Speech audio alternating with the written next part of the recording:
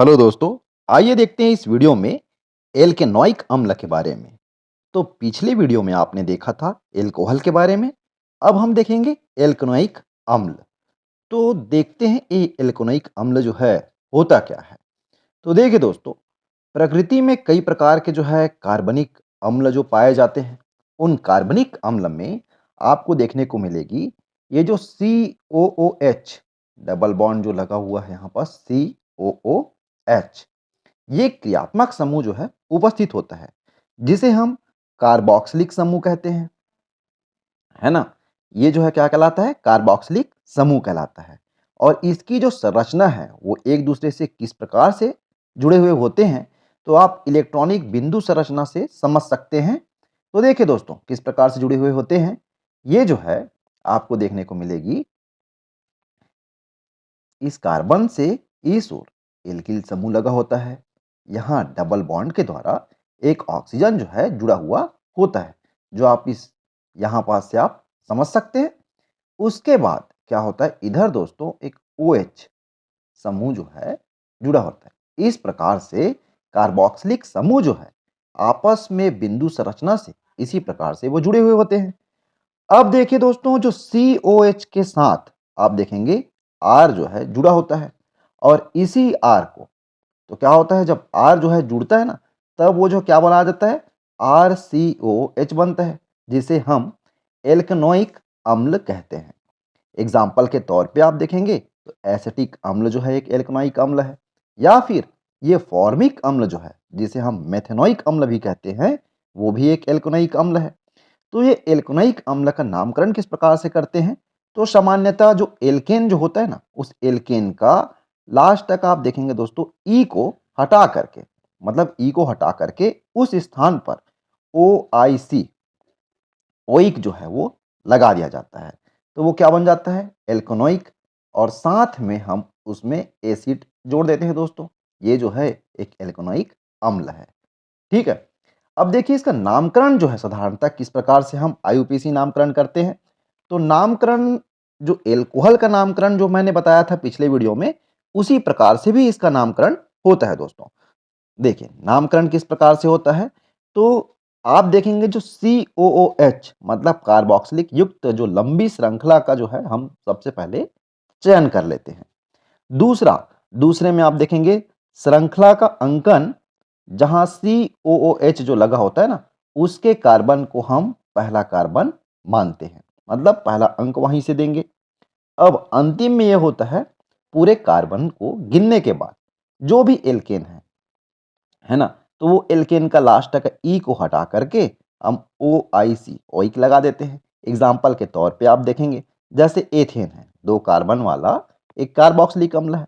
तो एथेन है, एथेन का ई को जो है हटा दिया गया, तो वो क्या बन गया, एथनोइक एसिड, जिसका फार्मूला जो है आप यहाँ पास देख सकते हैं, CH3COOH, जिसमें पहला कार्बन ये हो जाएगा और दूसरा कार्बन ये हो जाता है।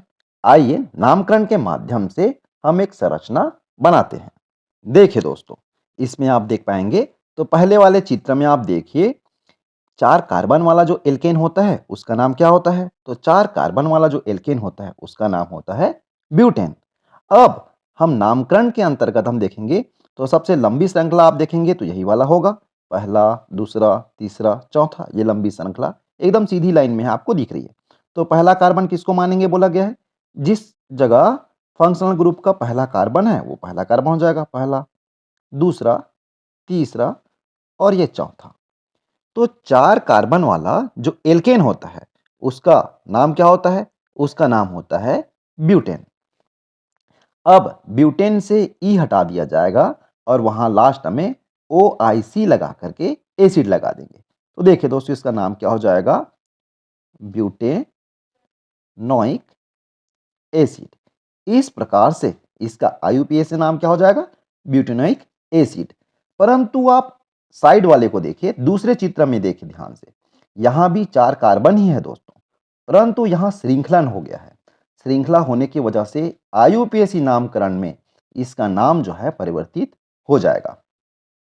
तो लंबी श्रृंखला हम देखेंगे तो आपको देखने को मिलेगा, इसमें भी लंबी श्रृंखला में यहां से पहला कार्बन मानेंगे, ये पहला, ये दूसरा और ये तीसरा, या फिर आप इसको भी तीसरा कर सकते हैं। दोनों ही स्थिति में आपको देखने को मिलेगी, ये जो दूसरे स्थान पे है ना, दूसरा कार्बन पे आप दाईं ओर हो या नीचे की ओर हो, आपको देखने को मिलेगा कि एक मेथिल समूह जो है लगा हुआ है। इस स्थिति में इसका आईयूपीएसी नामकरण क्या होगा? तो दूसरे स्थान पे मेथिल लगने की वजह से 2, देखिए 2 मेथिल। अब लंबी श्रृंखला को देखिए, 2 मेथिल सेकंड नंबर पे लगा हुआ है, तो 3 कार्बन वाला क्या होता है? 3 कार्बन वाला होता है प्रोपेन। तो मेथिल, तो देखिए प्रोपेनोइक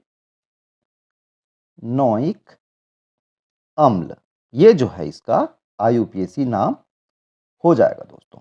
इस प्रकार से इसका आईयूपीएसी नाम क्या हो गया? 2 मेथिल प्रोपेनोइक अम्ल। आइए देखते हैं एथेनोइक अम्ल का औद्योगिक निर्माण, या हम कहें शीघ्र सिरका विधि। तो देखिए एथेनोइक अम्ल का औद्योगिक निर्माण विधि, इसको शीघ्र सिरका विधि के नाम से भी जाना जाता है।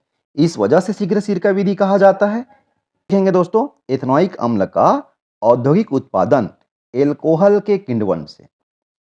तो यहां पास आपको देखने को मिल रही होगी जो एथेनॉल है ना, ये एथेनॉल क्या है? एक एल्कोहल है। तो एल्कोहल के किण्वन से, फर्मेंटेशन से ऑक्सीजन की कमी में जो है ये क्रिया कराई जाती है। तो देखिए क्या किया जाता है, इसके लिए एक ऐसे बर्तन का उपयोग करते हैं जो लकड़ी से बना है दोस्तों, और जिसमें नीचे से वायु प्रवाह के लिए छिद्र बने रहते हैं। तो वायु प्रवाह के लिए आपको छिद्र यहाँ पर दिखलाई पड़ रही होगी, है ना? इस जगह जो है वायु प्रवाह का जो छिद्र जो है आपको दिखलाई पड़ रही है। अब लकड़ी की छीलन भरकर अमोनियम सल्फेट मिलाया जाता है। लकड़ी का जो है छीलन जो है इसमें मिला दिया जाता है। यहाँ पास आपको लकड़ी की छीलन दिखलाई पड़ रही है ना? अमोनियम सल्फेट जीवाणु की वृद्धि में क्या होता है? सहायक होता है, और इसमें 10% एथेनॉल ऊपर से धीरे धीरे डाला जाता है, जिससे किण्वन के फलस्वरूप आप देखेंगे पात्र के सबसे निचले हिस्से में एथेनोइक अम्ल जो है प्राप्त होता है। यहाँ पास जो है एथेनोइक अम्ल हमें प्राप्त हो रही है, जिसे सामान्य भाषा में क्या कहा जाता है? सिरका कहा जाता है। ठीक है, इस विधि द्वारा प्राप्त एथेनोइक अम्ल को हम क्या कहते हैं? सिरका कहते हैं। इसमें एथेनोइक अम्ल की सांद्रता 3 से 4% होती है, और शुद्ध एथेनोइक अम्ल जिसमें जल ना हो उसे हम ग्लेशियल एसिटिक अम्ल कहलाता है। मतलब शुद्ध एथेनोइक अम्ल को क्या कहते हैं हम लोग? ग्लेशियल एसिटिक एसिड, ठीक है, या एसिटिक अम्ल, ग्लेशियल एसिटिक अम्ल कहलाता है। और उसके लिए कितना रखना पड़ता है? उसके लिए क्वथनांक जो है 118 डिग्री होता है। इसका क्वथनांक कितना होता है? ध्यान दीजिएगा, इसका क्वथनांक होता है 118 डिग्री। इसको आपको याद रख लेना है। तो कार्बोक्सिलिक अम्ल बना है या नहीं, इसकी जांच प्राप्त उत्पाद में सोडियम कार्बोनेट मिलाकर की जाती है, और कार्बोक्सिलिक अम्ल बनने पर तीव्र बुदबुदाहट के साथ कार्बन डाइऑक्साइड गैस निकलती है। इस प्रकार से हम उसका परीक्षण कर सकते हैं कि एथेनोइक अम्ल बना है या नहीं। एथेनोइक अम्ल जो होता है उसका फार्मूला आप देखिए किस प्रकार से होता है? CH3COOH, ये जो है एथेनोइक अम्ल का फार्मूला है, जिसे इंग्लिश में एसिटिक एसिड भी कहा जाता है। अब एल्कनोइक अम्ल के गुण धर्म के बारे में देखते हैं। एल्कनोइक अम्ल जो होता है वो अम्लीय प्रकृति का होता है। जनरली हम अम्ल का बात कर रहे हैं ना, तो अम्ल बोल रहे हैं तो वो अम्लीय प्रकृति का होगा, और अधिकतर अम्ल जो है जल में विलेय होता है।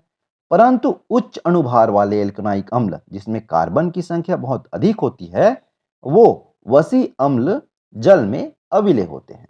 तो वैसे वसी अम्ल जो होते हैं ना, जिसमें उच्च अणुभार वाले कार्बन होंगे, वो जो है जल में क्या होंगे? अविलेय होंगे। जैसे एस्टेरिक अम्ल के बारे में बोला जाता है, वो जो है जल में अविलेय होते हैं।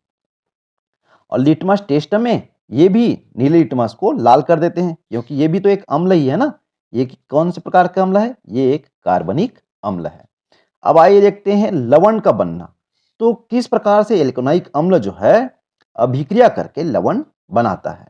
तो देखिए दोस्तों, आप देखेंगे हम यहाँ पास एसिटिक अम्ल को लिए हुए हैं। तो एसिटिक अम्ल जो है ना, एसिटिक अम्ल और यहाँ पास NaOH क्या है, एक क्षार है। सोडियम हाइड्रोक्साइड ये आपस में अभिक्रिया करके सोडियम एसीटेट बनाता है जो एक लवण है और जल के अणु बना रहे हैं। उसी प्रकार से आप देखिए फॉर्मिक अम्ल, फॉर्मिक अम्ल इस वजह से कहा जाता है दोस्तों इसको क्योंकि एक कार्बन वाला जो है ये अम्ल है ना। अब देखिए कैल्शियम हाइड्रोक्साइड के साथ जब अभिक्रिया करेगा तो क्या बनता है देखते हैं। यहां इसे संतुलित कर लेते हैं।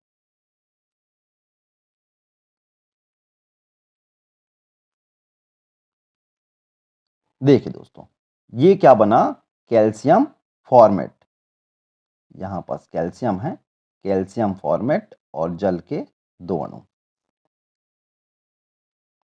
मतलब फॉर्मिक अम्ल से क्या बना, कैल्शियम फॉर्मेट। ये प्राप्त हुआ, ये भी एक प्रकार के लवण ही है दोस्तों। अब देखते हैं एल्कोहल के साथ अभिक्रिया। जब अम्ल जो है ना, एल्कोनॉइक अम्ल जो है एल्कोहल के साथ अभिक्रिया करता है तो क्या बनता है देखिए। तो देखिए दोस्तों एथेनॉइक अम्ल हम ले लेते हैं यहां पास CH3COOH, एस एल्कोहल लेते हैं यहाँ पर CH3CH2OH। ये कौन सा एल्कोहल है, एथिल एल्कोहल। ये एथिल एल्कोहल सांद्र H2SO4 के साथ, H2SO4 की उपस्थिति में ये दोनों जब आपस में अभिक्रिया करते हैं, ये एथेनॉल है दोस्तों और ये जो है एसिटिक अम्ल है ना। एक अम्ल है ये वाला और ये जो है क्या है, एल्कोहल है। ये दोनों आपस में अभिक्रिया करते हैं तो क्या बनता है, एस्टर बनता है। देखिए CH3COO, CH2CH3 और H2O। तो देखिए ये क्या बना, ये एक एस्टर है। इसी वजह से इसे एस्टरीकरण की अभिक्रिया भी कहा जाता है। एस्टरीकरण, इसे क्या कहा जाता है, एस्टरीकरण भी कहा जाता है। और इसमें जो एस्टर बना है उस एस्टर का नाम क्या है, तो ध्यान दीजिएगा। दो, जैसे एल्केन जो होता है ना दो कार्बन वाला, तो C2H6, इसका नाम क्या है, इसका नाम होता है एथेन। और एथेन से एक हाइड्रोजन निकाल दिया जाए तो क्या हो जाएगा, वो एथिल मूलक। उसी प्रकार आप यहां पास देखिए, यहां पास दो कार्बन है लेकिन 5 हाइड्रोजन है, तो ये क्या बन गया, एथिल। तो एथिल एसीटेट क्या बन गया, एथिल एसीटेट। ये जो है एक क्या है दोस्तों, ये एस्टर है। ठीक है, इस प्रकार एल्कोहल के साथ जब अम्ल अभिक्रिया करता है तो वो एस्टर बनता है। आइए आगे देखते हैं। देखिए अम्ल का धातु के साथ अभिक्रिया। तो अम्ल जो है धातु के साथ अभिक्रिया करता है तो क्या बनता है, CH3COOH, है ना, एसिटिक अम्ल और सोडियम एक धातु है। इस स्थिति में भी आपको देखने को मिलेगी CH3COON, मतलब सोडियम एसीटेट। ये भी एक एस्टर है दोस्तों और हाइड्रोजन गैस मुक्त होता है। तो आपने देखा ये भी जो है एक प्रकार का क्या है, एस्टर ही है, सोडियम एसीटेट। अब आइए देखते हैं एल्केनोइक अम्ल के उपयोग के बारे में।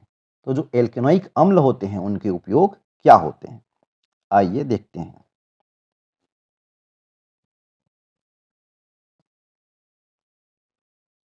एल्केनोइक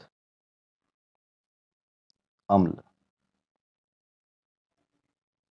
एल्केनोइक अम्लों के देखिए पहला जो है हम देखेंगे एल्केनोइक अम्ल के जो उपयोग होते हैं ना, वो क्या किस काम आता है, तो वो सिरका है जो है, तनु एसिटिक अम्ल जो है वो क्या होता है, सिरका, एसिटिक अम्ल सिरका के रूप में।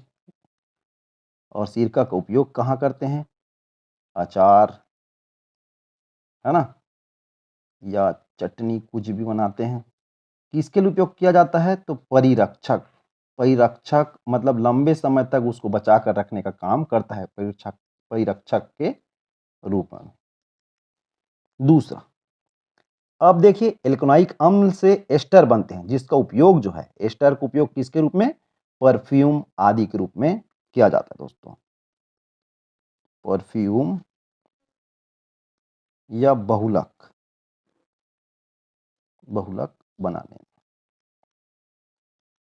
ठीक है, तीसरा देखिए, तीसरा सिट्रिक अम्ल, टार्टरिक अम्ल या लैक्टिक अम्ल भी हाइड्रोक्सी अम्ल है। इनमें OH और COH दोनों क्रियात्मक समूह होते हैं, तो इनका उपयोग भी खाद्य परिरक्षक के रूप में किया जाता है। किसके रूप में? देखिए, साइट्रिक एसिड ये भी उसी प्रकार का है, या टार्टरिक एसिड ये भी किसके रूप में? परिरक्षक के लिए उपयोग करते हैं, परिरक्षक के रूप में।